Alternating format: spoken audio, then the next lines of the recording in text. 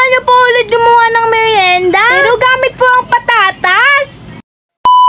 Ay po guys! Nagawa nga po pala tayo ng midnight snack pero gamit po ang patatas. Kasi ako na nga po pala yung patatas at binalatan ko na po. Pagkabalat ko po ay niniwa ko na po. Tapos ko po hiwain at pinakulo ko na po. Tulong nga po pala kayo sa mga nakakatanda kapag maghihiwa po kayo at baka magkasugat po kayo. Kapag nakasugat kayo, kung pa isisihin nyo.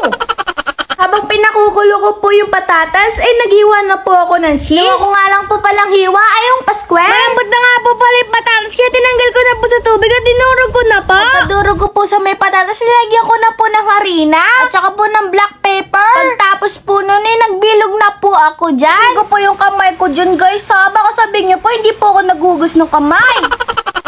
Finlat ko na nga po pala yung binilog ko at saka nilagyan ko na po ng cheese sa loob. Alimutan ko nga po pala lagyan niya ng breadcrumbs tsaka po itlog. Nailagay ko na nga po pala yung lahat ng nabilog ko dyan guys. Yun na nga lang po pala ang nalagyan ko ng breadcrumbs tsaka itlog. Failed po ang aking na-bake ngayon. Kahit na-failed po, try po natin kung masarap o hindi. Masarap